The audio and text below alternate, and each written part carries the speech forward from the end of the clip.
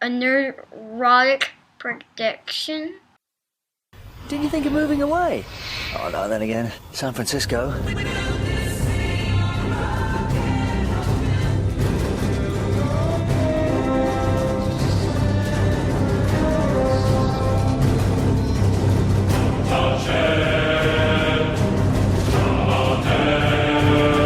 At last! The cult of Frisco!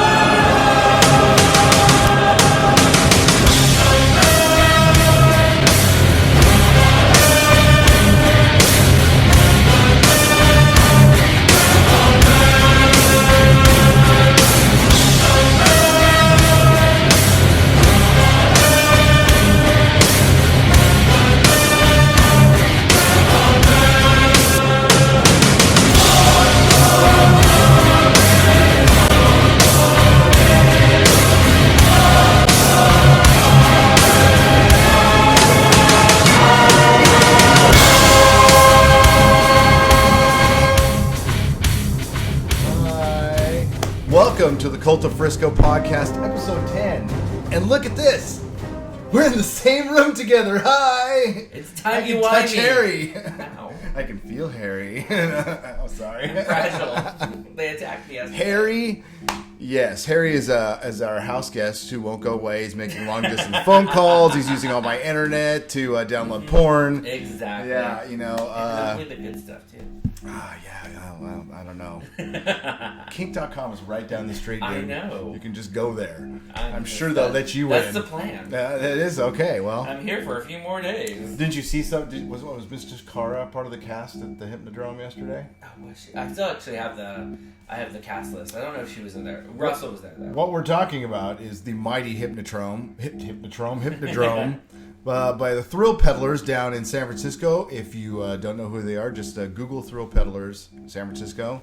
They are, it's Grand Guignol Theater. It is amazing. It's run by Russell Blackwood, whom we love very much. And you went there last night. Yes, for their annual Shocktober festival, which is 4 plays that are horror, black comedy, over the top, fun, and yeah, it was a lot of fun. Well, if you watch, yeah, it's amazing. I found them through. They have Creep Show Camp where they take kids and instead of like a sports camp or something, it's basically a nerd zombie makeup theater camp. If you're into special effects, horror, it was like that's where you go. Because it is just like, I think it's usually the same group of actors, or they rotate them out for every couple shows, and they will bring back shows or stories that they used in the past. Because one of them that the show said brought back from I think 2006's Shocktoberfest that they reimagined again. But it's like the same cast that rotate between the 4 stories, and it's a lot of fun. And then you can drink, and they have what they call shock boxes, which means that people are going to grab you. Oh yeah, and there are portions of interactive theater, and there are portions of the show that are in complete darkness. And it's like a lot of fun. The shows themselves not for kids. They are not for kids. Not for kids. Why do we bring this up?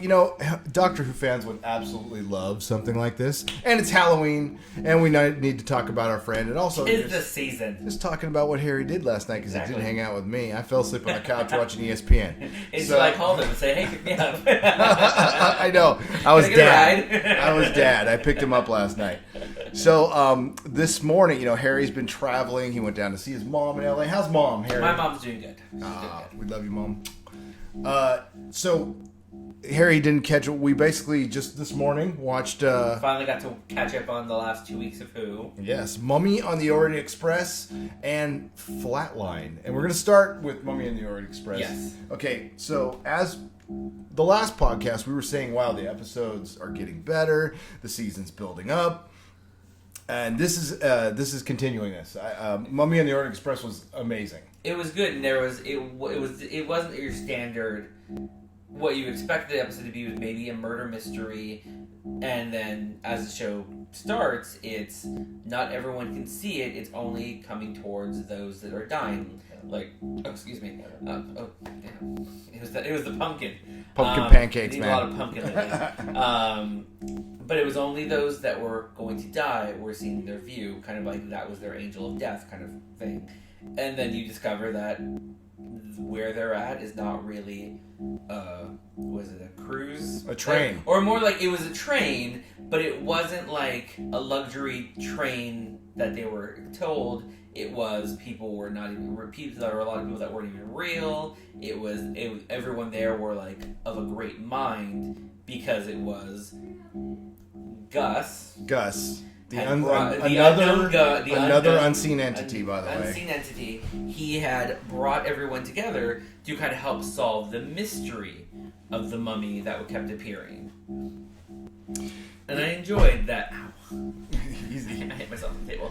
And I enjoyed that it wasn't just a straightforward murder mystery plot, that it was more to it. And it was very, once it got to the little twist, then it was like, this is a lot more Doctor Who-ish. Yeah, who really isn't the creature of the week? It may come off that way, but it always turns something on end. They'll even bring in the supernatural, like the Shakespeare episode where the witches were actually Carianites, and they use, they mix it something in sciencey. They do not do supernatural on Who. The closest they ever got was when Tennant fought the devil, or the 10th Doctor fought the devil. Oh yeah, in the Impossible Planet. And for one, I love a good mummy episode, and this is at the end of series 5.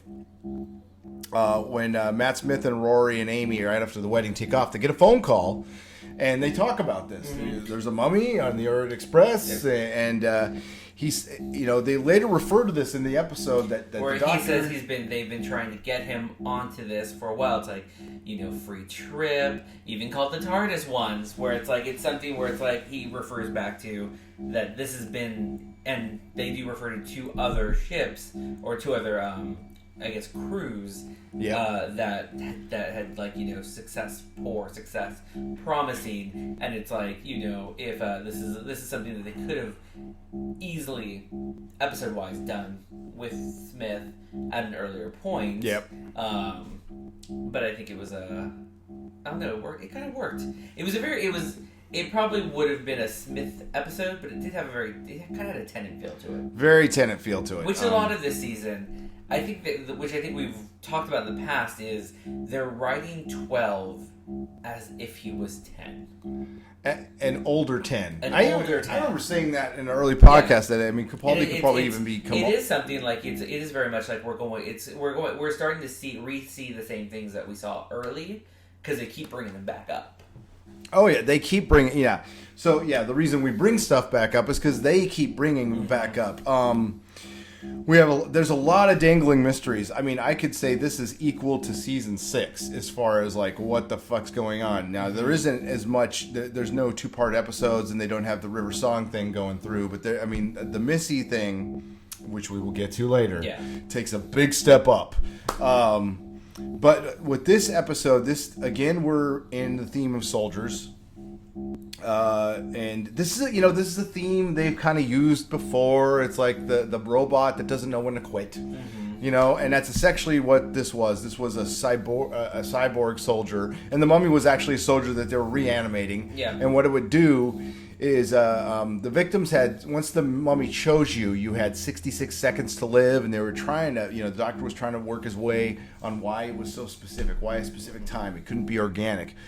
And you find out, and we're assuming everybody's watched the episode, that the mummy takes you out of phase. So they found that they do make something scientific out of this. But I think the biggest thing, again, what makes this episode work was a great supporting cast again, and also the pacing. The pacing we were discussing right before we started this recording. What has made these last 4 to 5 episodes better than the first? Not that they were bad, but they definitely, all the first ones, aside from Deep Breath, especially Listen and Into, also a longer cut episode. Listen and Into the Dalek and Robots of Sherwood in particular, all felt like they needed to be longer.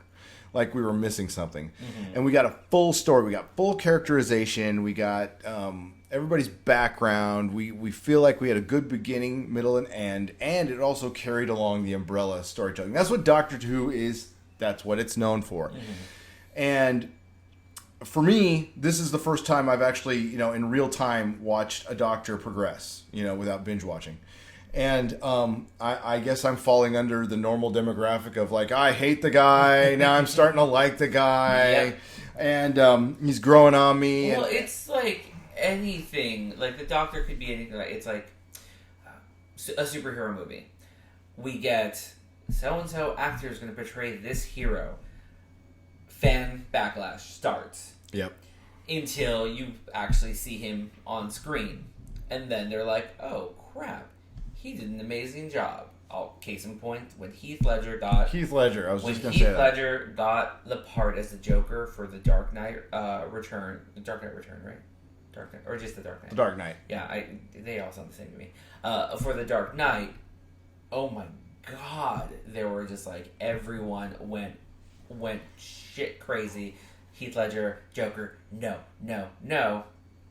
Flash forward, movie comes out, everyone walks out of the theater going like, Heath Ledger fucking was amazing. Right. It's like he did the job. Die, though. He was, yeah. Well, aside from what happened in his personal life, the whole death thing. What was like, what you saw on screen, you're like, oh, he got the job done. I remember we worked in his store. Remember what I said? People came in, people hating. I was trying to talk them out of it because I saw Brothers Grimm, which is not the greatest Gilliam movie, not the greatest movie, but you saw his acting ability. I'd only seen Heath Ledger in The Patriot and 10 Things I Hate About You. So that's the only one. I mean, so he kind of performances. I saw Brokeback Mountain, and it was just like, he was amazing in that. Yeah. And then, too, flash forward to when they did Dark Knight Rises, when they're like, Anne Hathaway's going to be Catwoman, again, people went shit-faced, and I was like, I heard this with Heath Ledger, I'm going to wait and see the movie. And honestly, she was the best part. She was the only She was the good best thing part in it. of Dark Knight Rises. And so that's how I feel with The Doctor was, it's big shoes to fill. Yep. So when you come on board, you are going to have... Because of how much the previous Doctor is loved. And it might just be the love of the show in general, just wanting to make sure that the legacy that has been put before you is in good hands. But as of late, with like what New Who as it is, you have your Tennant fans, you have your Smith fans, you have your Eccleston fans, who will watch the others, but they still pull back to David Tennant's my Doctor.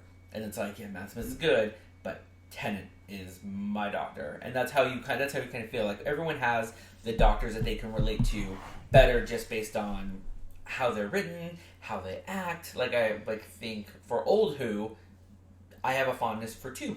Because first episode I watched him in, I was like, I like him. He's fun. He is fun. I have a hard time liking the Old Who's, and that's just me. It's hard. It's hard. I'd have to say Pertwee's. I love 3.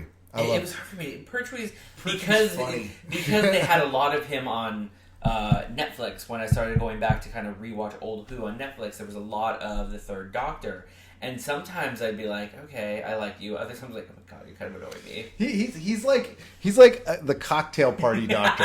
That's what I like about him. I mean, he can just roll with anything as long as he's got a cocktail. And let's go. She's like, give me a cocktail. Let's go, darling. Let's go, darling. Swinging 70s, baby. Yeah.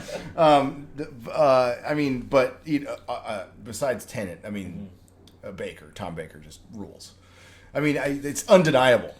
He was there for so long. Well, his stories were great, and they were great for so long. And, I disagree. There was a documentary after, I think, his last episode, and they were getting ready for the 5th, and people say, the writers of the new show were saying he was kind of played out. And I'm like, dude, watch the end. Watch his last. He was not played out. He could have played it for another 4 years, easy. That's how much he owned the role, and I was kind of hoping. I don't know if I want that again. This is why I gave it way too much thought, because I have a life and wife and kids, so I shouldn't be sitting there thinking, why do I not like an old Doctor? I shouldn't spend a second on that, but I do, so here we go. And I don't like the old Doctor because I know he won't last. Yeah. You're not going to get Capaldi, who is 56. Is he 56? Or 60? Oh, hold on. Yeah, we'll find out. We're not going to get him for 5 years. Yeah. And you know what? And it's like, and well, you also saw that when you, what was it, The Caretaker, where the big action moment came from Danny Pink. It wasn't even the Doctor. Exactly. This is why, and I'm going to agree with some of you out there. You can't go Miss Matt Smith young again, and I don't think ever. And I'll tell you why. I think because you can Matt do Smith, young companions. He's 56. Yes, yeah, he's 56. He's an Aries. So, and he's an Aries. So here's the thing with Matt Smith. And I remember even before I was watching, he had one foot out the door. His entire run. There was a rumor every single year of him wanting to leave. And I think, I even read many articles that he was absolutely prepared to leave after 6, and then it started getting big in America. And then... Yeah, I think that's it. Because I remember, that's when I got into it. It's like, I remember like, remembering Doctor Who when I was younger, and I just never, being American, it was just like, I don't know what Doctor Who is. I think it's a British thing. Mm-hmm. But then you go back, because there's so many people on Tumblr and things like that post up all like the Who in like cartoons and stuff from like, and I'm like, Rugrats. There's dialects on like shelves at the toy store. It's like, it was people that were creating kids cartoons and TV in like the 90s were fans of the 80s Doctor Who, and you would have those references here. Futurama has those references all the time. And it's like, it's something that's always been in pop. It's been something that's been in pop culture for America. If you're watching those type of things.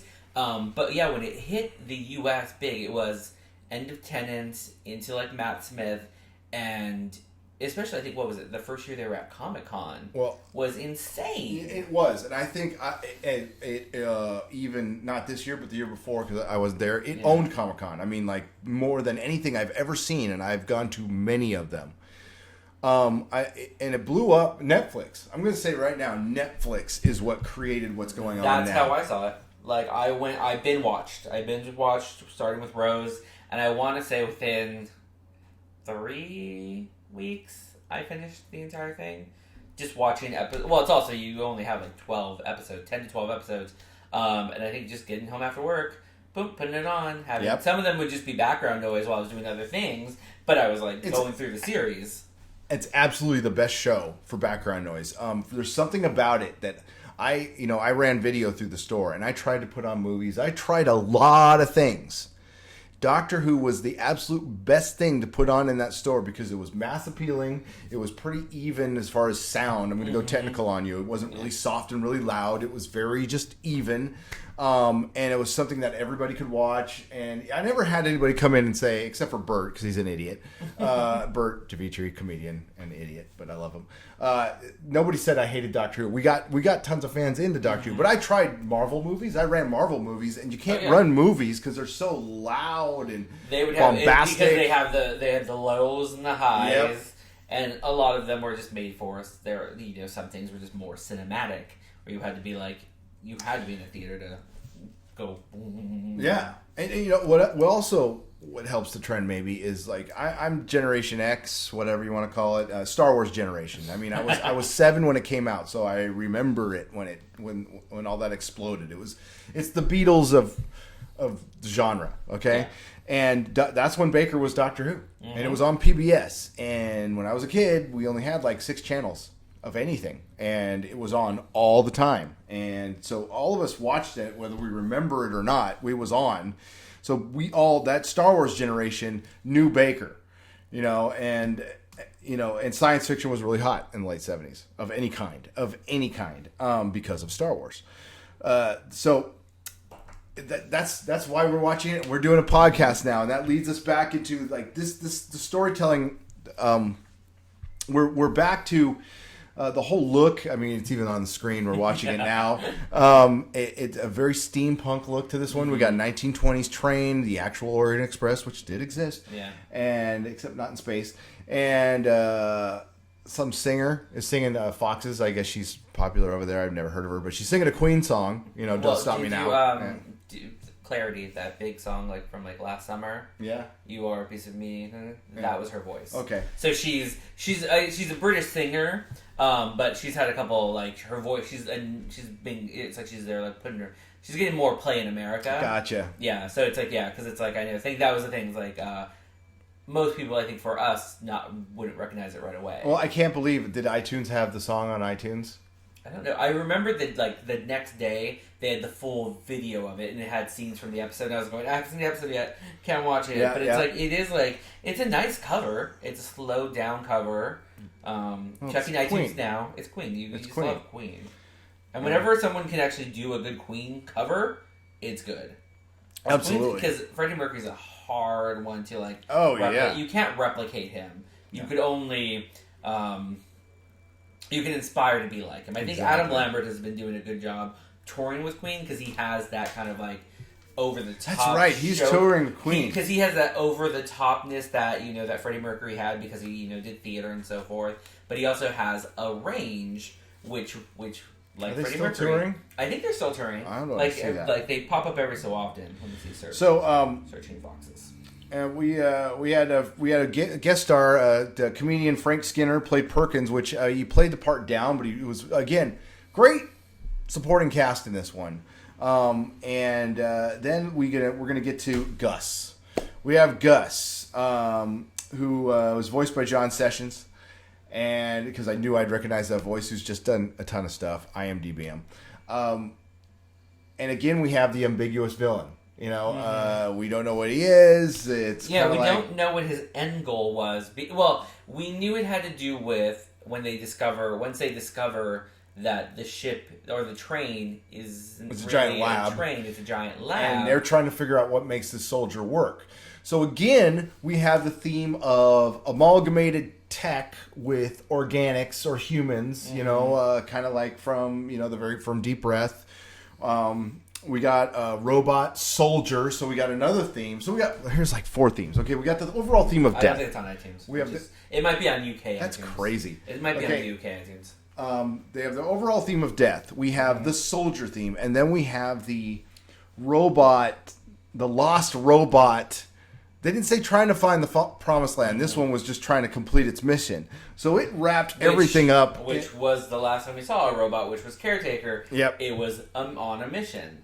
So it is, the soldier theme has been one of the biggest ones, especially with the introduction of Danny Pink as a former soldier, Journey Blue, who was the first person this season to ask to join him, and he said no because she was a soldier. And it's in Listen, the potential that the Doctor made Danny into a soldier, like with Dan the Soldier Man. Yeah. That it's like that he implanted that. So who's to say that? Well, and then Danny turning it around on him, saying he's a soldier or he was a commander. He's a commander. But, these are your generals, which is something that they've played in the past. Because even Davros said that you're the man who won't carry a gun, but you turn your people into weapons.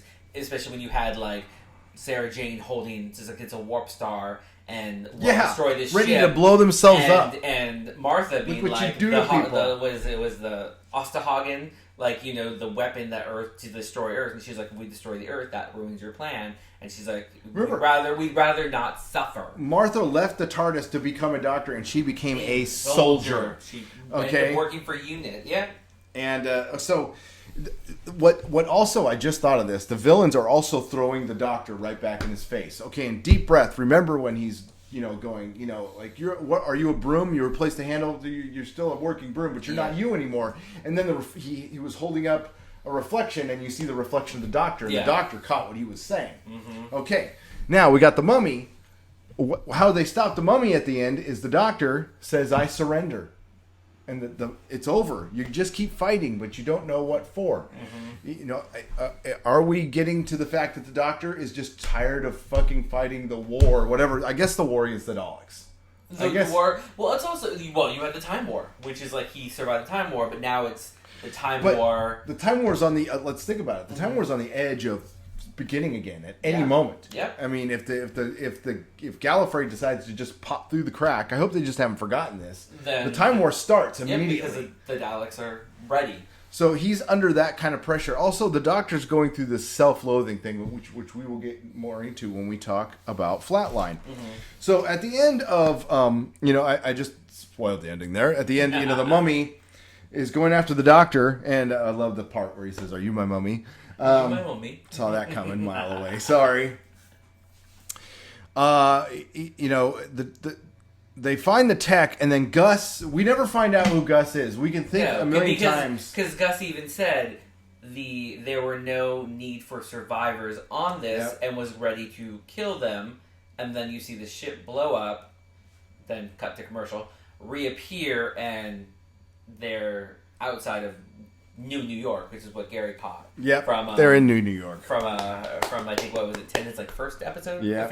Tennant's first official Doctor Who episode from season 3. Or 2, I mean. And he takes Martha back there on the second date and repeats it, which you should never do, ladies and gentlemen. He repeated a lot of never things. Never take your second date where you took your first date. Martha repeated a lot of things. Never take your second wife where you took your first wife. And what was it? Oh, and it's like... So or husband.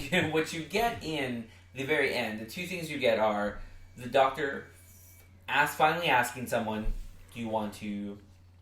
Come along, asking Perkins to come along. Because Perkins helped him out, and he was seeing that, because this was also supposed to be Clara's and his final trip, which was to be just a nice little leisurely ride on the Orient Express, and it's like, oh look, a mystery happened, and then even when he goes back and says, oh, they've been trying to get me on this for years. And she even goes... She gets pissed because, again, he lied to me. Yep. You knew that this was going to be more than it was, and here we are. Kind of still... And you're turning me into a liar when she has to bring that girl... what's her name? Mrs. Pitt's granddaughter. Yep. Because they figured out she was going to be the next person because of the stress of her grandmother's death and all that stuff. That's who her next target was until the Doctor... Because the mummy was picking off the weakest first. And that was what the Doctor finally... He found out that they were just there was a guy with fake lungs. There was also using psychological issues. Yeah. So anybody who's weak, they would go after. Any type of trauma, then it... And that's when he picked it up as... there was a tapestry or something that the mummy was drawn to. And it was really cool how they did this. He's like, oh, that's not a tapestry. That's a flag, And it's...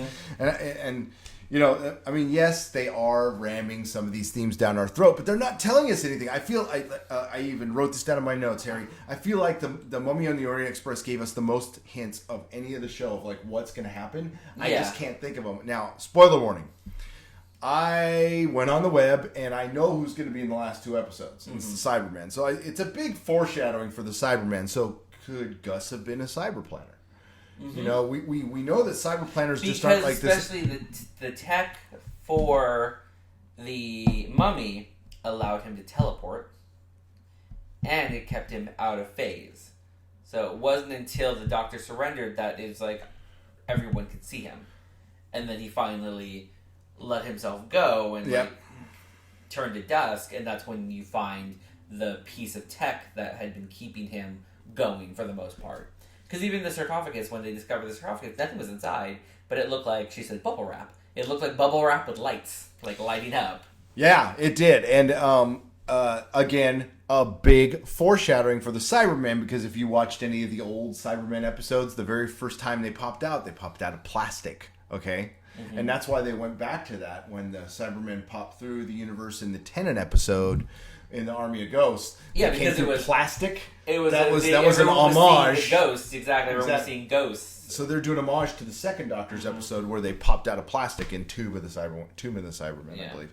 So, the Cybermen are coming now. A question for a later date: are these the cyber system Cybermen that came from an alternate universe, or are these the real Cybermen that I believe the 5th Doctor finally had done away with? The 5th Doctor had done away with the original Cybermen. I think it's the 5th. I'm not sure. Don't quote me on that. And that's why they brought the Cybermen in from a different universe. Yeah, so because the first time you saw them in New Who was the head in the museum that was holding the Dalek. Yep. And then it's like, and Eccleston mentions them because it was the Cybermen from that alternate world. They were the ones that popped through at the end of season 2, which destroyed Torchwood and which caused Rose to get sucked into the alternate universe. So I still believe, because I read it on the back of a toy, and all the toys that they have had, they describe, they go with actual things that go with the show. And I know they plan the show out. Mm-hmm. Okay, they don't just think of stuff every year. They have major plot points. I think they're making the Cybermen stronger for a reason. Mm-hmm. I think they're making them stronger so they can take on the Daleks, and that's pure conjecture. I just think that's what's going to happen next season. But let's talk about this season. Let's move on to, so that ends. We'll finish up the official ending of this episode, where he asked Gus to come with him, not officially saying Perkins. Sorry, Gus was the asshole. Yeah. When he asked Perkins to come with him, not officially saying, "Hey, you come with me." It was more of a, "Do you think the ship needs someone in this kind of field?" And Perkins is like, "It could. You'll find. Maybe you just need to find the right guy." Stating like, "Thanks for the offer, but something like that could change a man." And then the Doctor retorts with, "It often does." And then you go back to Clara, who tells Danny Pink that she loves him, and it's over between them. And it's over. Her and the Doctor. Closes the phone and says, "Danny's fine with me traveling with you as long as he knows what I'm doing." And as long as you get me back on time. Get me back on time, and because she is early on something that we talked about, probably first or second podcast of the series, that time travel was the Doctor's addiction. Yep. And she threw it in his face, saying, "Maybe you're addicted to this." And his retort. I forgot what his retort was. His retort was, how do you know if you're addicted to something unless you quit? Unless you quit. Let me know how that goes. Let me know how that goes. And here she is at the very end telling Danny that it's over between her and the Doctor, and that she loves him, he loves her back. And then she hangs the phone, goes down to the Doctor and says, "It's fine. I'm going to stay." I had a bit of a wobble. And it's because she likes what she does. Oh, she's addicted to it. She's addicted to it, which is, that was the thing with Rose. Rose was addicted to it. Donna was addicted to it. Martha was the only one who was like, Martha was doing it for the wrong reasons. Martha, because she fell in love with the Doctor. She was hot with the Doctor. Because even when she ended up traveling with them for after the Santorum episodes, and it was the one where she got where they went with the Doctor to the Doctor's daughter when they created Jenny.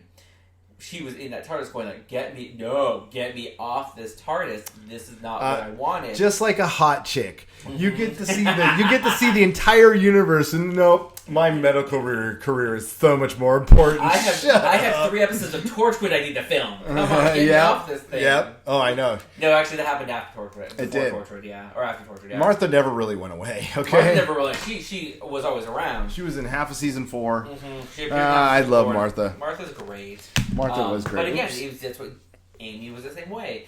They needed the escape from with Rose and Donna. They both had mundane lives. Yep. That was very much Rose wasn't working. She was working in like crappy. She had crappy jobs. Shop girl. Yeah. She was a shop girl. She was crappy jobs. And Donna was a temp, and she wasn't happy. She had a relationship that ended up turning into like he was using her to give birth to an alien race. Spiders. Alien spiders and red spiders. It's the red spiders. Yes. That scene was very cool. When the mummy walked through. Oh, and the mummy walks through the Doctor. Yeah. But it was again, they both had kind of mundane lives where Martha didn't. Martha was studying to be a doctor. It was kind of like it was a distraction of studies because she was like, "Ooh, this is a guy that I can like kind of flirt with and look how nice he is." But it's like, but then she realized pretty quickly, you're not over your ex, and I'm not going to be your rebound. And then when he found Donna again, it was very much I don't want a girl. I don't want someone who's gonna follow me because they're in love with me. I don't want someone who's gonna be infatuated with me. I just want a mate to have fun with.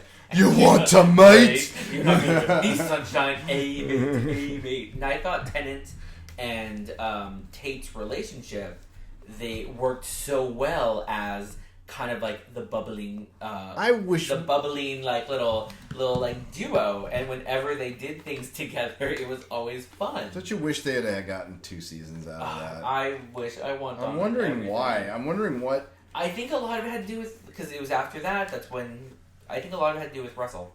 Because a lot of people left with Russell. I think that's why you got like. Why did Russell leave though? Because if you watch the special features for season 4, man, he didn't sound like he was ready to leave. Exactly. Well, then something changed. Well, then remember there was that whole pretty much year where it was just the Sands of something.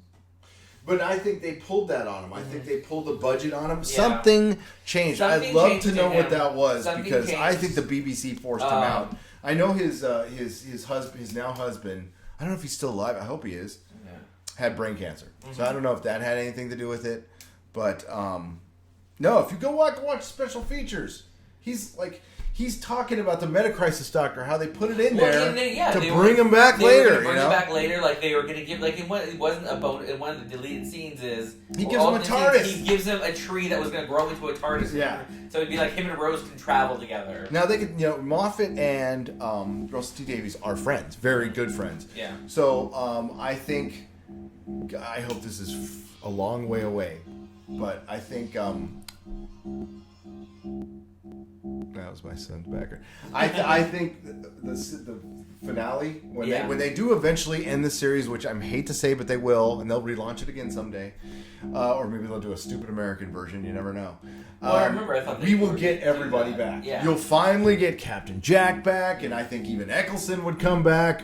I mean that's the one time we'll get our wish. We'll get all the doctors back, but I just don't think it'll be under the circumstances of ending, because they're not gonna. I don't know why they're doing this, because I guess they just said we did a 50th anniversary. Well, you don't have to do a big old special. No, you can just do a reunion. You can do a normal. You can do a 2-part episode, which is what they did. Normally budgeted, yeah. A normal budget. You make the story and do a 10-year anniversary. This is like your 10-year anniversary special, which it's like a 2-part episode, which brings people back, and you could do something where it is they're maybe not doing the current versions of them. So something where it's like where there's something that causes a rift that opens up, and there's the TARDIS, where 3 TARDIS just mysteriously like land, and you're like, what? And one opens, and it's Eccleston with Rose. Another opens is Tennant with Martha and Donna, because it was like they could have grabbed them in between them returning from that thing, or that's the reason why they went in the first place, kind of thing. And then the last one opens with Smith with Rory and Amy. Oh. And and then we scream, and then we all scream, and then it's like, you know what? And if it could be if Clara doesn't, we've speculated, we don't know what's going to happen to her. Does she survive? Does he kill? Is she dead? Or does she remain? And depending on who's the doctor's companion, it could be where he goes to visit Clara, and he's like one last adventure, and that's where this all happened. So it's something where you have all the 4 doctors, because they've done it in the past. They had the 3-doctor special where 2 and 3 met, and you never saw one with them, but he was always talking to them. And then they had the 5-doctor specials with all 5 of the first doctors together with companions and things like that. Even though Baker was a dickhead at the time and totally regrets it, by the way, and only is in this very small scene. But it's just like where so you could easily do a 4-doctor special, or even do a 5 doctors and bring back McGann. If you're a Baker fan, and I know us Americans have a hard time with it, but for some reason they still do it now. I'm a huge fan of audio theater. I have been since I listened to Hitchhiker. Baker is back doing a full series of 4th Doctor adventures, and they're great. Highly recommend them. It's called Big Finish Audio, and if you're a big, huge, nerdy Doctor Who fan and you commute, man, these things are great. So let's take a little break before we go into. I'm going to have a cigarette, and we're going to talk about Flatline, which I will tease right now is my favorite episode since Good Man Goes to War. That's not. We'll say that's not a finale or a 50th anniversary special. Okay. Or a mid-season finale. I mean, I like it as much as I like Asylum of the Daleks, which I thought was clearly the best episode of last. This, to me, I mean, it might not be for anybody else, but to me, that was clearly the best episode of the season. And it's because of they took a really crazy concept and made it fucking cool. It could have been really bad. I mean, this concept could have been horribly bad. It could have been easily be like, hey guys, our villains not going to be seen, but they're going to suck you into the floor and the walls. Yeah, and when you see them, they're never like real. They're like. Argh. Oh, and yeah, and it's not like spoiler warning. It's not like these people get saved. Like, oh no, you lose. There's a big death toll in this one. This one has like no one gets exactly. This is like he doesn't save anyone. Not really. He saves potentially more deaths. He potentially stops more people from disappearing and dying. Well, this is like the Titanic episode. Oh yeah. Where like he just stopped more people from dying. He pretty much didn't save anybody on that ship. It was a body count to that level. Mm-hmm. Well, it's always like what he says, like the fixed points kind of thing. Back to the Cult of Frisco podcast. This is episode 10. We have not thought of a name of it yet, but I usually do, and it's got to do with playing with the words of a song that has either Who or Doctor in it, and I'm sure that will get old, but not yet. Or we could just do a Queen song since it was in the last episode. Don't Stop Me Now. Mm-hmm. And don't stop us. Don't. And don't stop the writing, because Jamie Matheson is fucking amazing, because he wrote the last 2 episodes. Yeah. And they are like so good. So good. And it's like it's Who without not just having to be the timey-wimey Who of just a good, like it's good Who. It's more linear than a Moffat episode. I mean, every episode has Moffat influences in this because he's the head writer. But Jamie Matheson seems to get it, especially with these last 2 episodes, and particularly with Capaldi, more than anybody's written this season. He has a good. He can get Capaldi's voice, and he can get Claire's voice. And this is the first time since Russell T Davies we've had episodes not written by Moffat that were good. Actually, episodes that were better than the Moffat written episodes. Well, because even what was it? Listen was Moffat, but Time Heist and Caretaker were. And Moffat. Someone else, like, so it was Moffat, like, had his hand in, like, kind of being like the, make sure this is in there kind of thing. They probably, like, collaborated on, like, okay, this is where we want to take these stories. Because, maybe it could be the whole end, if those Cybermen episodes come with, like, the Doctor opening the TARDIS and there's the Team Not Dead with Rusty and Journey, I would be happy. Even freaking having Robin Hood come back to help defeat the Cybermen. And that would be our little, like, look, we've given you guys some good secondary characters that are, like, on the level of Vastra. Yes, and there's tons of them, and we will get to remind me to get to that later. I want Vastra's team. I just want her now to just be. I want her to have her own TARDIS. Screw her being just in like like London during like the 18th century. Like I just want her out and about with everybody. Have an episode of him rebuilding a TARDIS or something. That would be, and giving her like an old one. And the TARDIS is a big theme in Flatline. And remind me to get to later about the characters coming back. Because there is something that did come out in the last couple days that I will refer to.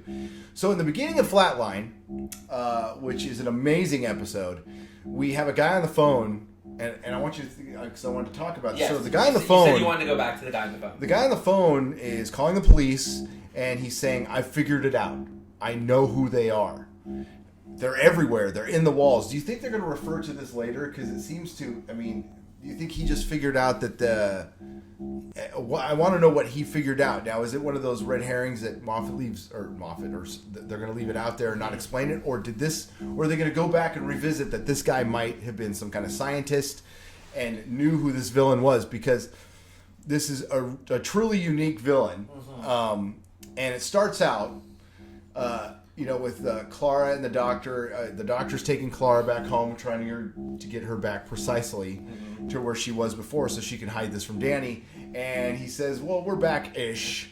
And she's all, what's ish? And he's all, it's very ishy. And then they notice the TARDIS door is smaller.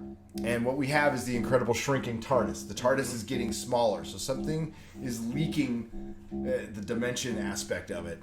And basically what we have is evil graffiti. It's evil graffiti. It's evil graffiti. And you think, wow, that's really stupid and forced and taking something that's kind of trendy, especially it's a huge trend in London. I don't want to say trend, it's graffiti art. It's been around for a long time now, and it's a legit art. Well, especially because you have, as of late, there are a lot of graffiti, like graffiti art that's popped up in London is of a person. Yeah. Oh yeah. Well, There's Banksy. there's like a clown with a balloon, and even there's been tons. I'm not sure if it's real or fake, but drag queens have popped up here and there. But it has been. It's just that art of a person in like just this theme, and what you discover in Claire's little walk, because she's now 120 miles from home, is an area that has a mural, and as you walk into the alley, it's people's just their back as if they're walking away. Yep. And you discover as it gets later that the people aren't missing. That's where they are. That's where they are. And it gives you that element of maybe this is how. Well, one, you think maybe this is how they're going to be able to get saved, until 2 seconds later when you realize, oh no, there's no saving them. No. Like they're gone. Like they like whatever this thing is that destroys them and like sinks them into nothingness, because pretty much they're taken into nothingness, and then you see them there, or they're not even sure like how long it takes before they're there. Yeah.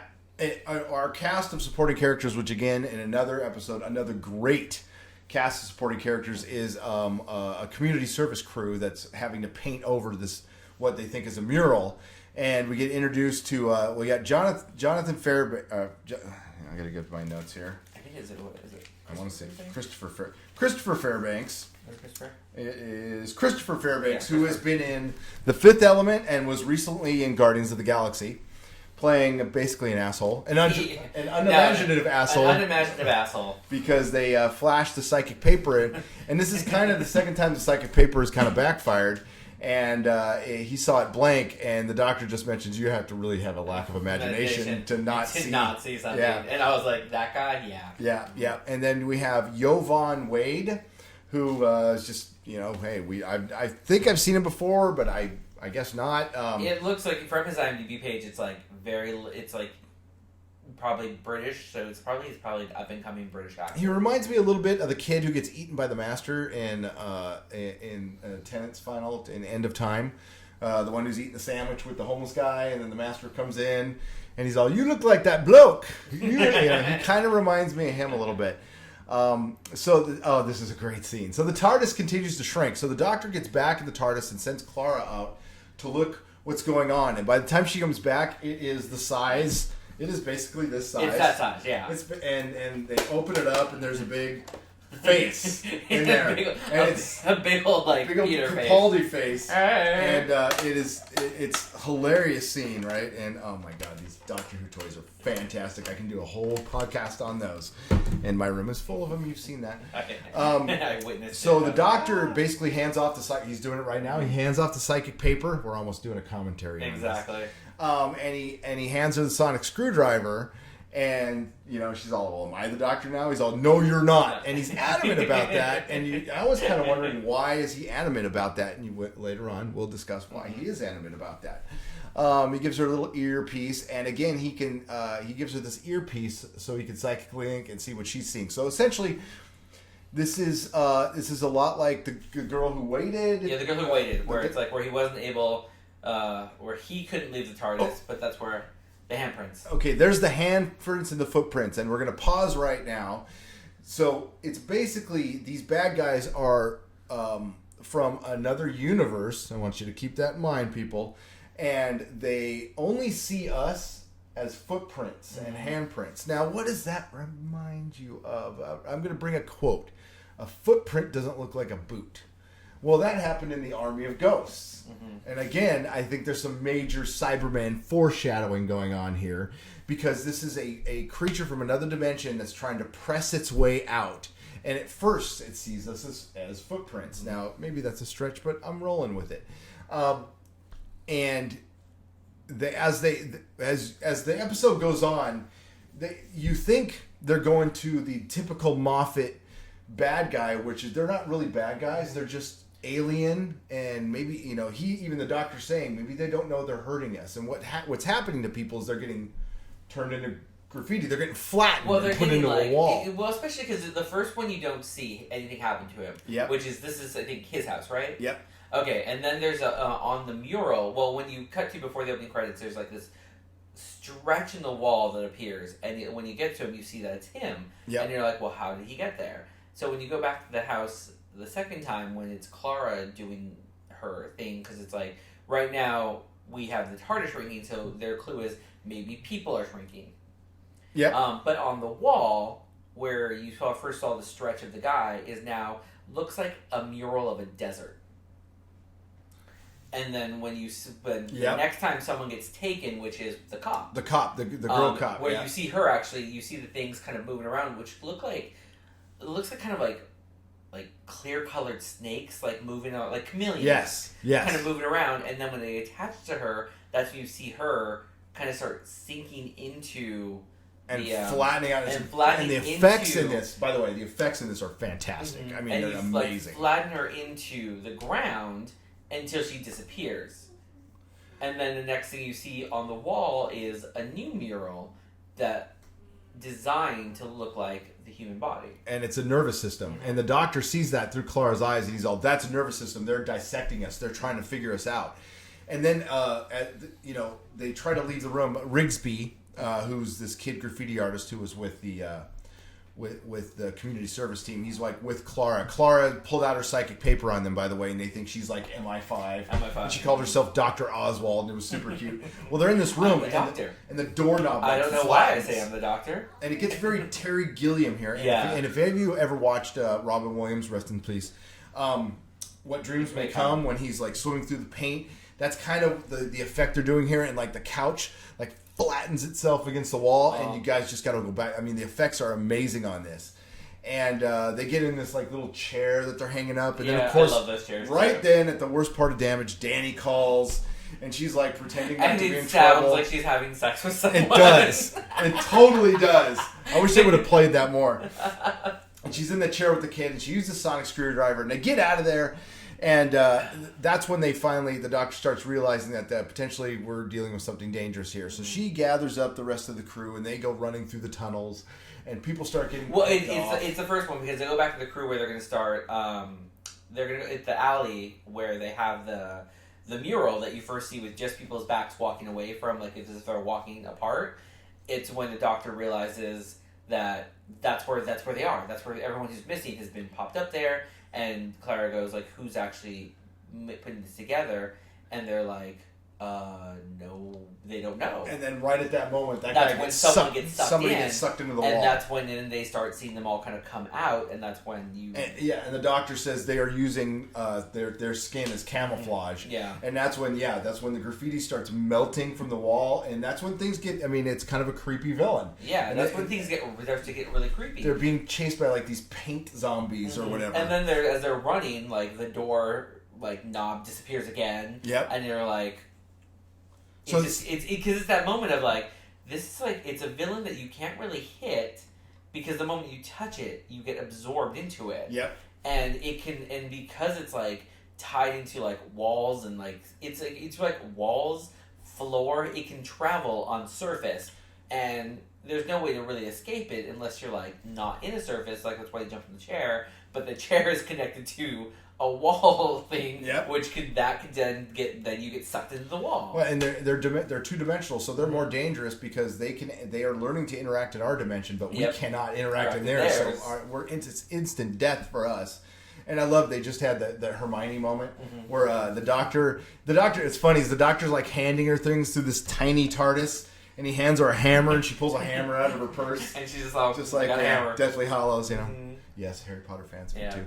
So there it is, right there. When you first see it, and it does. It looks like it has a very chameleon-like thing. Ooh, Prisoner Zero looking a little bit. I know it's not Prisoner Zero, but very. I'd always wanted them to bring back Prisoner Zero. So we're going to flash forward, to the end of this episode, and they're being chased. These bad guys like learn how to function in 3D, and you get like these paint zombies that look really cool looking. And this is where we get to like really my favorite part of the episode. The reason this is my favorite part, Harry, and I know they did this. This is the episode where Capaldi establishes himself as a doctor. Unlike with Tenet, he established himself in the first 10 minutes. Okay, just a side note, because we're watching the scene where the officer gets sucked in, and it's just like, it is so just awesome and creepy. And the thing is, though, also to go back, can you flash forward just a little, like go back just a little bit? Because the moment Clara opens the door, it's on. She's on the wall. Like it's like immediately there, which is just even creepy on how fast she got like examined or whatever. It's just because you see them grab her foot, and that's when she starts yelling. And you see her. That's when the first thing you see is like she kind of does this whole like where it looks like her legs breaking, and that's when you start seeing then it's like have her go in. But the moment is just like boom. It's a grotesque door scene open, a little and it's bit. like it boom. You travel it just travels. There's the mural. There's Clara opening the door. Yeah. It's like it's instantly that it's there, and it's so weird. It's bizarre. It's a bizarre thing. It's just like because at first I was kind of hoping she'd still be on the thing, and I didn't. And again, you don't realize it's a mural too because they never really panned to that wall. Yeah, and you're thinking like these are people the Doctor could save, like they're trapped in there, but they can get back out. Kind of like that. This is the point where you figure out the girl out who was like the girl with the drawings. Where yeah. Sucking people Exactly. into their drawings and things like that. This is the point where you figured out with the nervous system on the wall, where you're like, oh, they're killing people. Yeah, and because you this look is at where it's just like. And this is where this episode takes a turn for the way better. Exactly, because when you just see it from like the portion of her eyes, it looks weird. Like it looks like a weird, like kind of foresty mural, but then you're like, especially like, no, that's a foot. Yeah. There, that's like it's not the head's like more like shh kind of thing, but yeah. And then you go back to that was there. That was blown up skin. Yeah, they go back to another.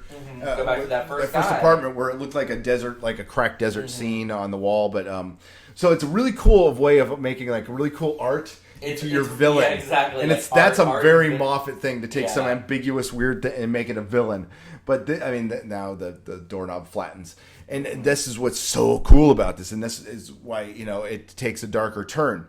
And this is probably their darkest villain of the season. Absolutely. This one's creepy, and I think there's I think there's more. Again, I'm going to flash forward to the end. We don't really find out who these people are. The Doctor names them.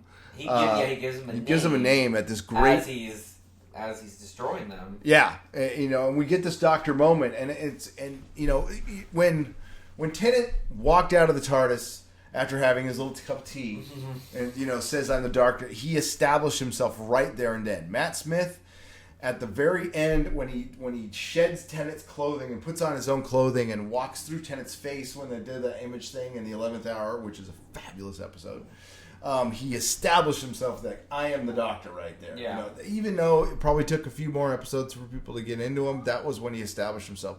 Capaldi establishes himself in this episode. As I am the fucking Doctor now, so people who think I'm too old, get over it, and it's a great scene, and this episode has all the elements that are great in the Doctor Who episode. I mean, it's got a creepy villain, it's got good humor, a really good supporting cast, and kick-ass Doctor moment, and it also gives the companion the lead. Absolutely. Which, because it's like, when it's just their story, and it's a moment where it's like, it's not a lot of it's what is it? It's one of those series, it's like, how, like, the last episode was a lot more heavily with the Doctor, even though Clara was there. Yeah. This one was much more heavily with Clara, even though the Doctor was there. And because it's like, and again, it's like that moment of, the TARDIS returning. Oh, and we should talk about the siege mode TARDIS. Oh yes. So as they're running from these little paint zombies, the Christopher Fairbanks' character is a big pain in the ass.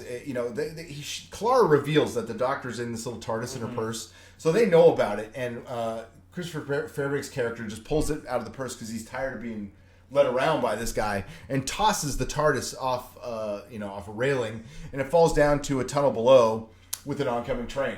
And that's when we get one of the funnier moments. Just Adam's family. Yeah, there's no power left, and Clara's all just Adam's family. So his hand comes out of the TARDIS like this, and he drags it over, which is funny as hell, but it doesn't work. And then a train is coming, of course, and it almost hits the TARDIS, and you see the Doctor like fly under the console, pull a lever down, and it goes into what's called siege mode, which everybody on the internet's calling Hellraiser mode. Because the TARDIS turns into a cube, which looks like the configuration. You don't see that right away. It isn't until like after where Clara walks past, going like, and picks up, going like, I think this is the TARDIS. So, do you think that's what the TARDIS looks like? when they're like, you know, after, when it's not being a police used. box. Oh yeah, well because exactly it's supposed to become whatever to fit its surroundings. So when the chameleon art is not okay. So for one, the TARDIS is a huge ship, but when you see it uncamouflaged, it's not like this giant ship. It's more of a doorway. That's pretty much. And especially you got to see that with this episode. Every time the TARDIS shrunk more, it was the doorway that goes out is what you saw that shrinking as well. A fun little tidbit you find out too that the TARDIS makes itself lighter, and if it landed on Earth with its true weight, it would crack the crust. Yeah. So that pretty much confirms that the TARDIS probably is as big as a planet. And this is a great scene when they start melting away and they're coming after you. It was so good. And then, we also go is when they're running out. It's like the crew, this community service is like about 4 guys. Yep. When it gets that when they're being picked off again one by one, when the second guy gets picked off, it looks like he's being pulled into white light. Oh yeah! And again, when they first figure out how to use 3 dimensions, you see a giant hand, which just for some reason reminds me of Gilliam. Remember the giant face in Time Bandits, like give back the map. You see a giant hand come down and grab this guy, which was cool. But you're right; it fades into a white light. It fades into a white light because you don't see white light anywhere else. And so that again reminds me of what was it? Going into the Nethersphere because with that's Missy. where the girl from Into the Dalek had the same similar white light around her. So that pulls back to that episode with the white light. So much going on in this episode, yeah. And I hope you're keeping up with this. So they definitely did. I think that was a total hint for the Nethersphere. And I'm going to bring this up now. The synopsis for the final 2 episodes have come out. And they're on BBC. And the one thing that really stuck out with me, which is the second to last episode, because it's going to be a 2-parter called Dark Water. The synopsis says, old friends and old enemies, sea anemones. Old enemies surround the Doctor. Okay, so I'm sure they mean old friends from this season. It would be nice if they meant old friends from old friends, but which we've gotten linked about already. Yeah, which could it be Vastra? I don't know, but that really stuck out, and they pointed it out on the website that's really interesting that it says that. And I'll tell you what. Doctor Who stays pretty much spoiler-free when they don't film on location. Because a lot of Doctor Who's filmed in the studio. And I remember with the 50th anniversary, we saw plenty of pictures of anything that was filmed outside, and we saw nothing. Yeah. Nothing that was filmed in a studio. So I think there is a potential for them to bring, I don't know who, but bring back somebody who might be a surprise. I think that would be fun to do that, to bring back like a Captain Jack or something. That would be just the shit. So we established this villain. We established the Doctor. The Doctor comes out basically, just I am the Doctor, and it has a very Eccleston moment. Like, I tried to talk to you guys. I tried to reason with you guys, but you guys have decided to cast yourselves as the role of monsters. And I'm the one who stops the monsters. I'm the Doctor. And he takes a sonic screwdriver, which blasts off more energy than we've ever seen it blast off. Exactly. And sends them back to wherever. It breaks apart the 3D. And they just kind of evaporate into nothingness. Yep. And that's when he screams, "I name you the Boneless." I name you the Boneless, which was so cool. It was almost like I name you Carrionite. Even the names, the Mummy was given the name the Foretold. The Foretold, which was a great name. Which was just a great name for a villain to be like, ooh, that sounds cool. Totally cool. Before that, we should probably talk about how the TARDIS got back to size. Clara was clever enough to think, she was being the Doctor, and she's like, I'm going to use the power. I'm going to use these guys' power against them. So she has Rigsby paint a fake door, and as they come, they can flatten doorways or door handles, but they can also bring dimensions back. So they fire their energy at this door, thinking they're bringing an energy back, but that was never a door; it was a painting. And what she actually had was the TARDIS in its little cube form behind the wall. So they were firing at the TARDIS and bringing it back into this dimension. It needed to gain back in size. And that's probably what led to the Doctor having a little more power in his Sonic and wipes them out. So, we get to the point where it's the aftermath. We have the survivors and they say goodbye. And there's like really awkward moments. They're all thanking Clara and they're like not sure what to think about the Doctor, so they don't really talk to him and just kind of walk away. Because they meet there's a train operator that they save and use the train to go into to hopefully try to stop it, and it ended up flattening the train to kind of like give him some more space. He automatically kisses the ground and gives Clara a big ol' hug. Yeah. The pain in the ass, foreman, doesn't even really say goodbye to either of them. He says thank you. He says thank you in his own way. He's all, but don't miss the people who died. They're all scumbuckets anyway. They were all scumbuckets anyway, where you're just like, because they're all community service, so he's like, whatever. And the Doctor does give a great comment to Rigsby. He said, you painted something that saved the world. I can't wait to see what you do next. Again. Which I was kind of hoping he would refer, after it was done, he tells Clara that's like, that boy's going to be, gives her a hint at his future. The next Van Gogh. Like they used to do. Like he used to they used to do that all the time. Where he'd be like, that person that we just saved, you do realize who that was, kind of thing. Because especially it's this is kind of modern, so someone who's they've already referenced to Courtney Woods, becoming president. Well, the Doctor used to always have the off cuff because he knows what happens. He's like, I've seen their future, kind of thing, and that's what I was kind of hoping with Rigsby. And then he kind of says gives a whole little nod to the Doctor, but gives Clara that hug that the Doctor usually got. Yeah, and it was because that's what it was. It was Clara was the Doctor in this moment. She did everything the Doctor would have done to make sure to save the day, and even to save him, which is what he would have done if the roles were reversed and Clara's and the thing was shrinking and she's like, I'm losing oxygen, which was kind of nice to also see Clara, not Clara, I mean the Doctor in the damsel in distress role that most of his absolutely in a companion role. Mm-hmm. And at the end, she was trying to coax the Doctor into saying, "Hey, I was a good doctor. I was a good doctor." And he finally says, you were an exquisite doctor, but it had nothing to do with being good. Mm-hmm. And I think I know that the reason they said that was revealing. The Doctor is self-loathing.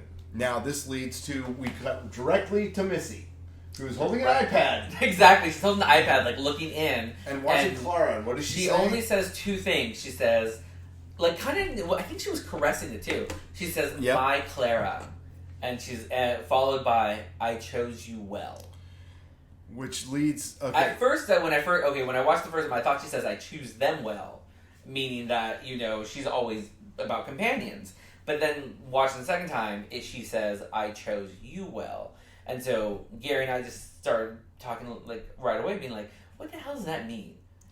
And my first thing that came to me was the two mysteries that have yet to be solved in regards to Clara were who gave her the number she called in the Bells of St. John, which led Matt Smith to her, which started her adventure with him, which led to her going to the time stream to put herself in those two positions when he met her the first time.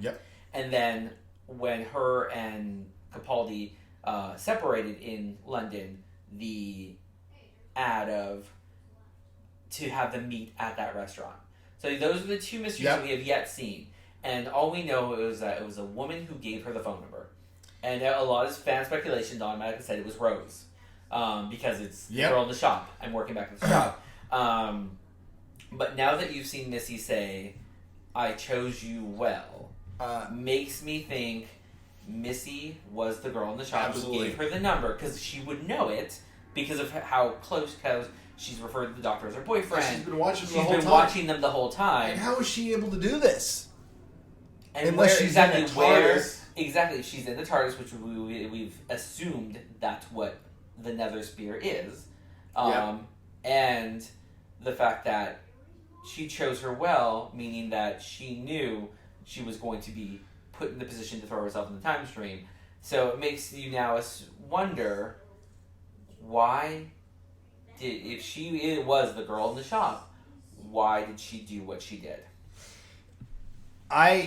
And our assumption now is that Missy is possibly the first incarnation of the Valiard. Because it was in his first appearance that they said who he was, or in the the trial of the Time Lord with the Valiard in it, the Gallifrey High Council or the judges say, in the script that the Valiard comes between his 11th and 12th regeneration. Now we're past this point, so unless they're going to do away with mythology, but the reason that instantly hit my mind right after the Doctor said it had nothing to do with being good is the Doctor is self-loathing and the Valiard is an amalgamation of everything bad. And remember, this was a serious regeneration. Yeah. Something could have splintered off at any time. And I am now done with thinking she's the Master, and I think she is an incarnation of the Valiard. Yeah, which would make her, in my head, I'm thinking, if she was the first to appear with between 10 and 12, that would be, I was thinking, and the Valiard was always the manifestations. We were thinking when, because it was a lot of energy they threw at the TARDIS. Yep. When he regenerated, and who's to say the energy didn't leak out somewhere else to like the TARDIS also. In center of the TARDIS, remember there was a point where they were like broken up into two halves. Yep. Who's to say there wasn't something where it leaked into the TARDIS? Exactly. And it hit an old memory, an old something. River Song was born in the TARDIS, and all of a sudden, there's the weird hand thing that he just gets pulled into the light. Because when you see him, it's just white light, and that's it. Yeah. But it's very much. Who's to say that the regeneration energy didn't hit something else? Oh, absolutely. Because we already know that being conceived on the TARDIS gives you Time Lordian energy with the birth of River Song. Absolutely. So it's the whole thing is be like, what's the, and the TARDIS has been with the Doctor for so long, it could have hit a memory. Yep. I mean, or there's even it was a memory speculation. of the freaking. It could have been a memory of the Valiard. There's speculation that she's the Master, that she's the TARDIS, that she's the Ronnie. There's so many.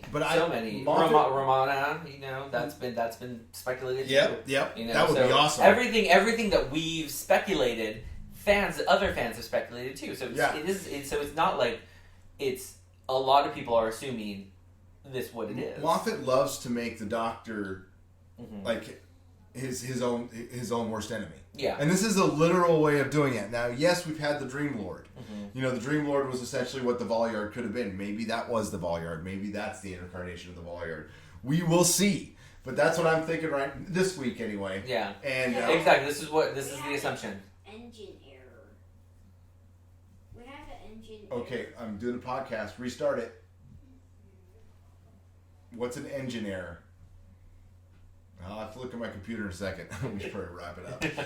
On that note, how many episodes do we have left? 4? This was episode, 6, 7, 8, 9. No, this was episode 9, so I think there's 3. There's only 3 left. Oh, because it ends on the 8th. The week before that is the 1st. The week before that is this. But we only have 3 more. We have 3 more episodes. Flies. So we have 1 more. Then we have the next one, and then the 2 that hit in November are the 2-parters with the Cybermen. And that's where I'm hoping that when Missy and Clara finally see each other, if she says, "I know you're the one that gave me the number," then that's when you can easily be like, "Oh, hey." Well, we can't be done talking. I mean, we'll talk in the next podcast, but I mean, it's still out there. But there's still exactly until the episodes actually air, until things are actually said, and who knows?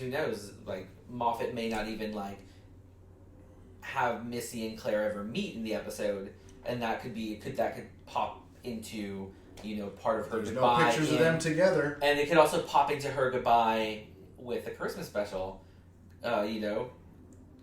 Well, because the speculation still is she's done with Christmas.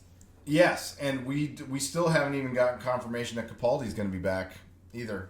For season 9, there's a lot out there now. I think they're doing that on purpose. They want us to think, it would utterly shock me if Capaldi regenerated at the end of this year. That would be the biggest shock of all time.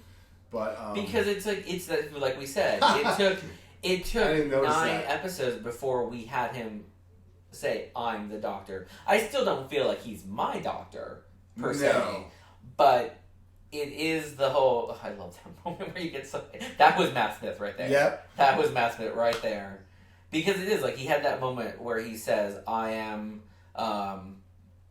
I tried to reason with you, which is something Eccleston had said. Then when he bammed down and said, this place is under my protection, which is something Tennant said. And then that moment right there with him dancing, like, I got this, look at me, I did it, I'm good. Oh crap, I failed. That was a very massive. He's getting more personality. Like his personality starting to show a lot more. It is. And he's a lot more bouncy, but I can't. You know what, guys? Ladies and gentlemen, if you haven't seen this episode, get out and watch it. This is the best of the series. Mm-hmm. These last, I'm going to probably marathon again, just the last 4, because they flow together so well. Well, it's because it's like the last 4 are dealing with Clara's up and down with, like, especially with by the time Kill the Moon ended, she's like, I'm done with this. I can't deal with your lies anymore. I can't deal with this. So it's the last hurrah, which again, he lied to her about being on the train. But then at the end, she's like, I can't give this up. Because like all addicts, when you're like, she wants one more hit. When you're faced with the end, it's so hard. That's when she's like, no, I can do this. I can have the double life, which was so hard for her to have in the very beginning when her and Danny started to date. Yes. Now she wants that double life of the man at home that she can come to, and then the man she can run away with. Which, with Amy, she realized that she couldn't do both.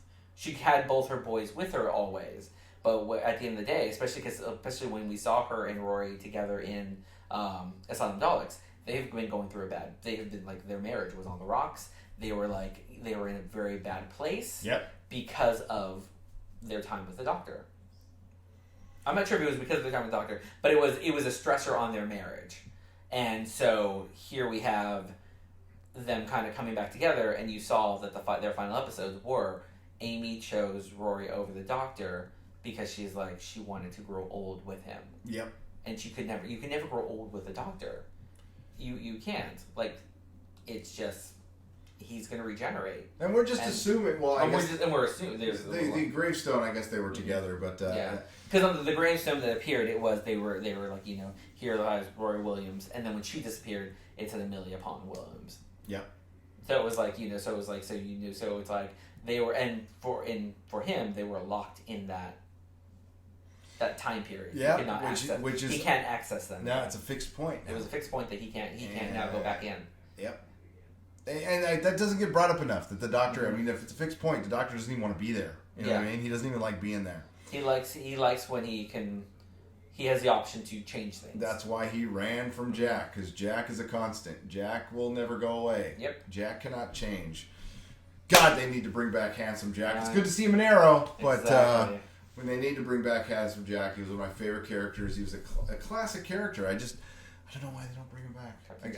Moffat likes to look forward to, but I don't think there's anything wrong with, like, what would be wrong with bringing Martha back for an episode? Nothing. I mean, the Tennant era is gone. They still move on. You know what I mean? It's not like they're dead. So, or even if you decide not to use anyone from the Russell T Davies era, you have a crap ton of actors who are still alive. Queen Elizabeth, the older ones. You have older companions because they have, aside from Sarah Jane was the only former companion who came back during the run, but you can easily have, because in her series they brought back the Brigadier appeared in a couple episodes. Yeah. Joe Grant appeared in a 2-part episode that had to do around the Doctor, and that was actually, I will say, the Sarah Jane episode where Sarah Jane thinks the Doctor's dead, and it's an alien race is like having the funeral for him. She's there with her, with her son and his 2 friends who did all the adventures with, and you meet Joe Grant and her grandson. And when they finally meet with Matt Smith, there's a moment where Joe and Matt are talking, and she tells him, "Why did you?" Because Sarah had mentioned that she'd seen him again. She ran into him again. So it was like, and she's like, "You saw him with different base."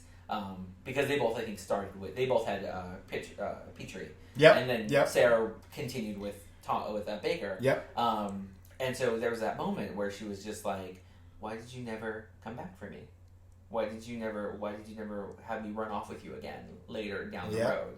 And then he starts talking to her about how when Tennant was regenerating, he went back and you saw him kind of look at all his current companions of the thing, but Matt Smith said, "Oh, I checked in on all of you, like, and I saw what you did. It's like, don't think I never went back to see you again. I may have not been, in your life, but I checked back. I checked back in. I'm like, I checked in on all of you. You were my family. You were my friends. You were my, you were all my companions. They need to include those. But but that's the thing. So for such a show that has this whole history where they keep referring back to the history where they'll do that with villains. But I think that's the one thing they're missing is I think it'd be nice to go back to the ones that have survived. Like, if the actor has passed, I think it would be fitting to have him just reference Sarah Jane. I have the 10 years box set. They need to include those episodes. And it's like, what they should do if Sarah Jane was such a huge part of Doctor Who, that it would be nice that if there's just even if it is something where it's like having former companions who are still alive that he can see, but those that have passed in due to whatever it is, he can go and just leave a rose at and it says Sarah Jane Smith, beloved reporter, beloved mother, and that way at least he's referencing that they're no longer here, and the Doctor is, that would be just something. I don't know. They gave Elizabeth Sladen a little thing at the end of I think one of the Christmas special or something. But I wish they would have done a whole episode on on her passing and brought the son back or something. Exactly. You could the son's still around. Because I remember when they were doing the Who Sugar too. I don't know if it was a fan thing or what, but they had the posters of who is returning. For the 50th anniversary, and it had you were just seeing shoulder length, not faces, but shoulder length down. And I think one of them was supposed to be what was her son's name? Luke. One of them had where it looked down and it was supposed to be Luke, and they're throwing all these little things. Though I don't know if it was a fan speculation, but a fan made all the posters and was this is who I'd love to see everyone come back. But it's you could easily bring back Luke. He has canine, and they might. Again, I think maybe when this show is all said and done and they end, I think they bring everybody back. Okay, because it is still all connected. So because if they actually did an official death of the Doctor. If that's how they were going to end the series with the Doctor being this is my end, and I wanted you all here. Yeah, I don't think they could do that, though. I think they would just put it to bed for a little while and then relaunch it again. You put it to bed where he's he can go on that, this is a trip that only I can take, kind of thing. He takes off. And that's when you can easily have it, and you can have a return with him, where it's you can start off what they did with the movie special that they tried to do to make it Americanized.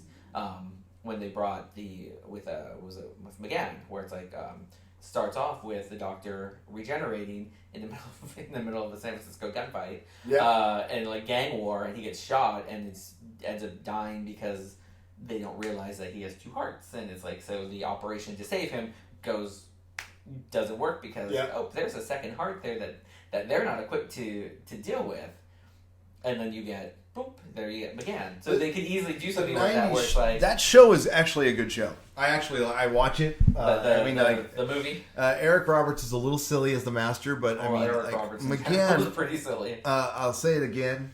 I could totally have McGann come back. If anybody comes back, I don't know if I'd want Tennant to come back. I'd want him to come back as the Meta-Crisis Doctor, but we had his great run. But I think McGann got robbed. I think he truly got robbed. But you know what? I don't think they would come out and say, "Hey, I can revisit old faces," without there being something behind it. Yep. So, and I think of the mysteries we talked about, we'll end it on this one. As with all Moffat, we're getting this is a reset. So all the Matt Smith mysteries, save the girl in the shop, are kind of dealt with. Okay, so we're getting a whole new brand. And remember.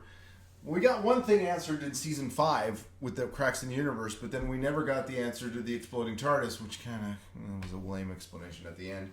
Wasn't it supposed to be when she... Metakovorikian. Yeah, wasn't the whole thing Amy brought everyone... it was Amy's memories, that the stories he told her as a kid when he went to go revisit her. There was those were brought him back, and that's when she remembered the Doctor. You're late for my wedding. Yeah. That's when he appears, and he's like, hey... I think we're definitely not going to get everything answered. Mm-hmm. And I think what's going on with the Doctor inside his head, I don't think that gets answered this season. I think that gets answered next season when I predict Capaldi will regenerate. Well, did they ever answer the question? The silence will fall when the question is answered. Yeah, they did. They answered Okay. that in Time of the Doctor. I mean, it was really flippant. Yeah, they it answered was one of those things where I'm like, did that ever really get answered, or was it one of those things like, oh yeah, this is our explanation? When he's for it. sitting and talking to Tasha, Mhm. they kind of go through all that, and some of it's kind of lame. But yeah, I think that's the Time of the Doctor is the one that I have to go back to. 'Cause I watched it once and I was like, using the crack again as Gallifrey was just genius. And I hope they go back to that, and I think they will, because I remember the whole purpose of the 50th anniversary was to set the Doctor on a new mission. You are no longer the lone survivor of the Time War. Now you are looking for Gallifrey. Yeah. I don't know. Well, I think they spent this season getting you to know this Doctor. The problem is, here's why I don't think they've announced Capaldi for a 9th season. Because here's my prediction: when they announce him, they'll also announce this will be his last. Yeah. So that we'll see what happens. I can't see him doing 3 years. I just can't. No, and the thing is, though, he's finally got his footing. With Eccleston, it was like I don't think he ever wanted to do more than a year. No, I don't know if I Eccleston don't would know. have been good for more. I don't know. Yeah, exactly. I don't know if we would have gotten the second. If as great as he was, was, if season 2, if it would have been that good as with him as the Doctor. Because I can't see, even if aside from the Christmas invasion, if you just look at like the rest of the series, I don't know if that would have worked with him. Yeah. Because it would have been him and Rose would have been in a different place. She would have, I don't know. She would have because I think of the fact it's like because of Tennant's memories of Rose is what he felt, because it was stating that Eccleston was kind of falling for her, but he couldn't do it. And that was and then Tennant kind of was still it wasn't like those feelings went away. Yep. It was they were still there, and that was the thing I think he was alone for so long. Well, I don't think the feelings are gone with Capaldi too, and I think I think they made that pretty clear that the feelings are still there. I'm not going to be your boyfriend, but the feelings are still there. And that's the thing. It's like he's some of his companions. It's like he's kept them around for so long because he knows that they, in a way, they wish to be with him. That's like in a way, the Doctor is somewhat of a perfect boyfriend. Yep. He's the dashing prince that's gonna rescue you from your mundane life. He's the one who will always have he's the one that will always keep you on your toes. He's the one that you can run away to have those adventures that you dreamed of when you were a child, of traveling the world, and you're traveling the universe. You're traveling in time. It's the dream boy. It's your ideal dream man. Yeah. Who's come to life and is taking you away. I hate wizards and fairy tales because they always turn out to be him. Yeah. Well, Harry, it's been a good podcast. It has been. Yeah, Harry's amazing, and he was the best single employee I will ever have. Probably my wife will either. He was so good, my wife stole him. I did. Yeah. If there was clone technology, Gary and Melissa would have spent millions to both have their own versions of me, and then I would have just not done anything. There you go. Because I'm like, one's with Gary, one's with Melissa. I have my own time now. Well, when Harry's done with his adventure in New York, we're gonna open up another comic store. It'll be called two grumpy old men. Two grumpy old men. It's called Grumpy Comics. Why are you reading that crap for? He sucks. DC hasn't been good since 1989. Since the 5th crisis. Since Crisis on Infinite Earths.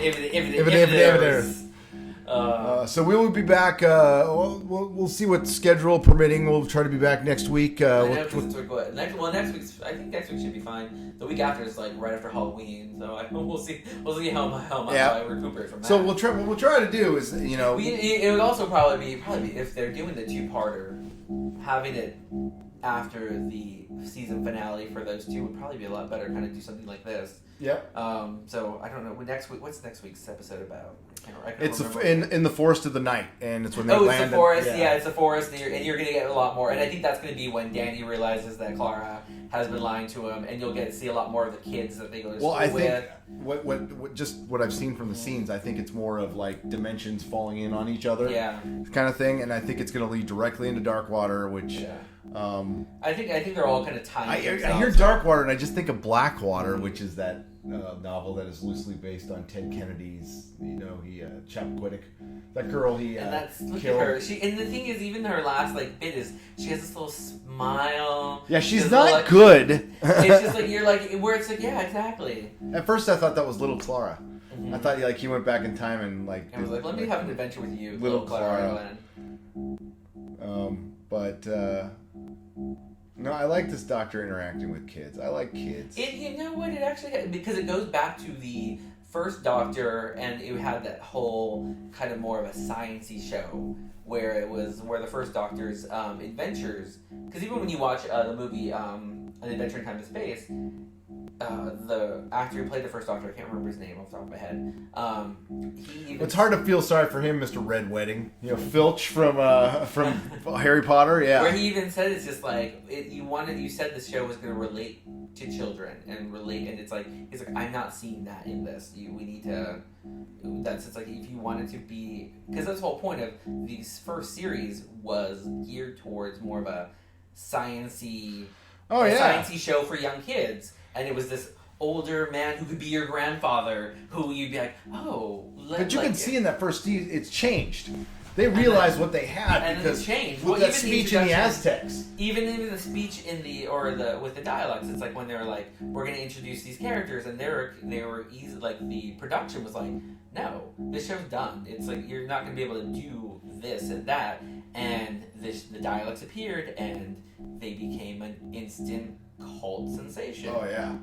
And you're look at ratings and everything, and it was Doctor Who was a show that could have only lasted one special, and that was it. Oh my god, have you ever watched those Dalek movies? No, I've seen. There was actually a Netflix. Wilfred's in them. There was an FX documentary called I think Dialect Mania, where it was where it talked about the two movies that were not they weren't connected to Doctor Who, were they? No, they're Doctor Who. There's a police box, but it's not in the universe. It's Peter Cushing, Moff Tarkin from Star Wars, plays a human Doctor Who, and it is bigger in the inside, but the TARDIS is actually a lab. Yeah, and it still moves around. Because I know, because there were two dialect movies, right? But he's played like this. It's very mod 60s. Yeah, it was such a 60s thing. Yeah. If you want to know where Austin Powers gets any of its ideas, watch that and watch a video by Manfred Mann called The Mighty Quinn, which is it's Austin Powers. I don't know why I thought I was watching old 60s mod videos. Google Manfred Mann, The Mighty Quinn. Oh, totally. It's oh my god. Yeah. So but Wilfred is in the movies. He's one of the companions. But no, they're mainly the Daleks, and they're in Technicolor and yeah. Because it was an hour special. I don't think it's on Netflix Instant, but it was I got it when I had the DVD account, and it was called Dialect Mania, I think, and it was it talked about those two movies, when they appeared, and all the dialect merchandise that you get, and people who in London who had kind of there the little dialect all their dialect stuff, and it's just oh my god, and it's just they became the moment they appeared on that first episode I saw, they were an instant favorite. And that will be when I get another tattoo. It will probably most likely be a Dalek. I'm getting a Dalek too, or maybe I'll get something. I'm gonna get some Gallifreyan somewhere too, just because it looks cool. But we really need to end this before I run out of space on my computer. Exactly. So we'll see you all. And this will be the longest one ever. Oh yeah, this might be a two-parter. So. And I can't wait for you all to see the opening, which I filmed on my Android phone driving over the Golden Gate Bridge, which I get to do every day before I go to work. It's expensive, but it's epic. So the Cult of Frisco, saying goodbye. Allons-y. Wait, allons-y. with the door open. Turn on. Oh, the batteries are dying. Yeah. And see, it makes noise. It's the coolest toy ever. Okay. Bye-bye, everybody. Thanks for listening and watching, and we will see you when we see you. We'll see you some other time. Moving away. Well, we're both Then again, San Francisco.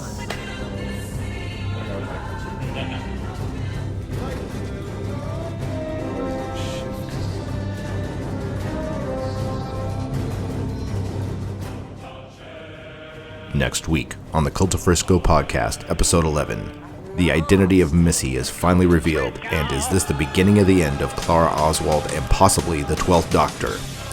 All can be heard at nerdrotic.com. The Cult of Frisco podcast can also be heard at soundcloud.com and iTunes.